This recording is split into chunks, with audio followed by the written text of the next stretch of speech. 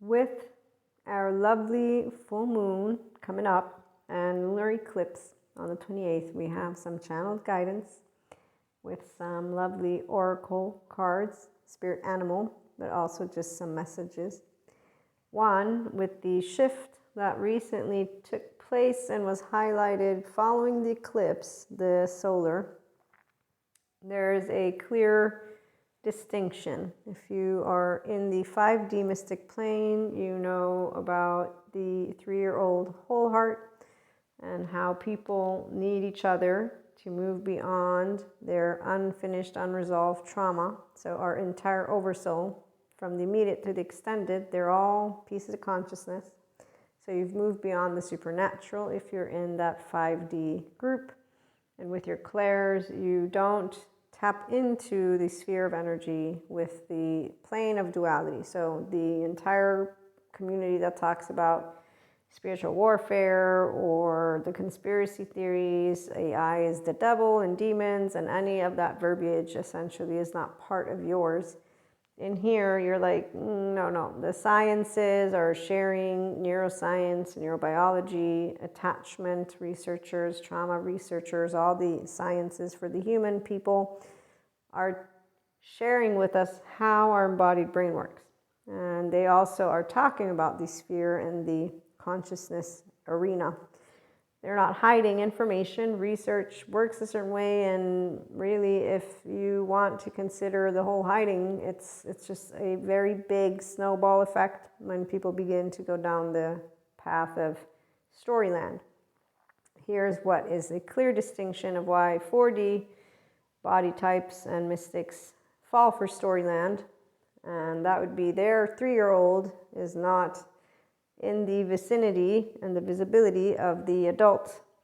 So their unresolved trauma, their hypervigilance, their usage of their clairs essentially has a lid that is flipped. Alert, alert, alert.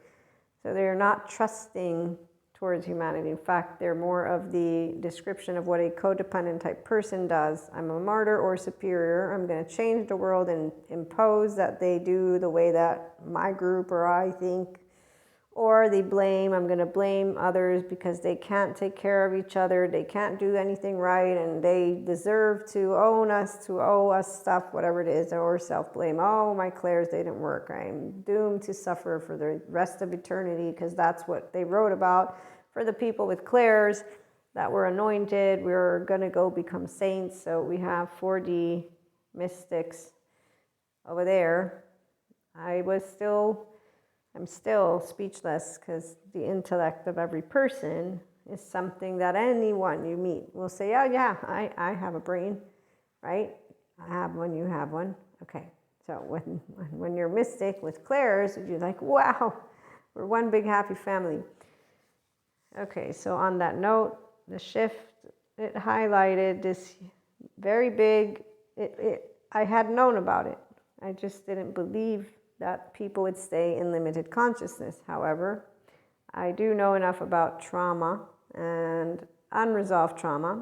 And recently I was watching a reminder from Bessel van der Kolk about how a person who has trauma will only feel alive when they are re-traumatizing themselves. And so childhood trauma means that a person is in a hypervigilant state, and technically from studies that he was mentioning, their default mode network is off when they're not engaging in a situation that is reflective and similar to their traumatic upbringing.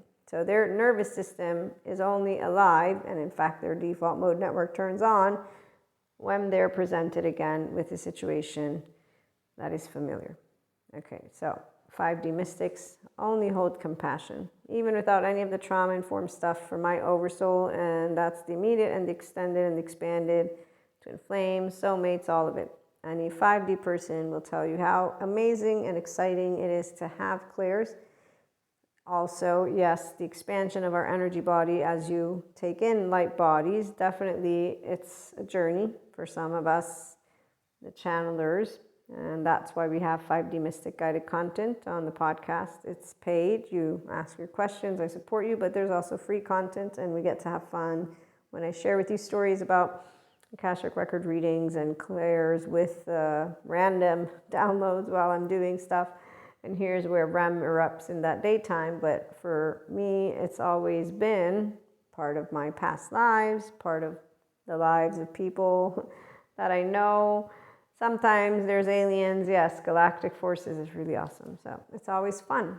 And as for demons and devils, I have not had the interaction. And dark energies, there's not dark energies. There's more like, I don't even know how to describe it, but see, I had a chit chat with God as I grew up with God, and I'm like, yeah, I don't believe in the evil thing. Here's all the psychology, and the scale 1 to 22 of evil by Michael Stone shows they all need a good therapist. So there's not anything evil of a person who has a dysregulated nervous system and needs to go to good therapy to get reconnected to their emotional body. It's a sad story, to say the least. And the systems are in place to keep us protected in every one of those countries, and we get to keep changing the laws and working with the system. So on that note, the shift has brought a clear distinction of those who are grounded in reality for the 5D mystics. And so let's move on before I run out of time. We dare to dream, we dare to follow our hearts, and we know the opportunity is calling us now. Now is that time to start being more of the 5D mystic that you've ever been. And so knowing that love is all around as you sing your lovely song, and that means with your differences, obviously when you have situations that perhaps require you to take some time away, you know how to, because that's where a little bit of hermit mode is always good to get a handle on how to have your dreams come forth. And that's because you do know that there's always some amazing miracle, and that when you're having fun with your heart, so healed, hypervigilance, as pointed out by Patrick T. and our lovely childhood trauma survivor, healing, and a therapist.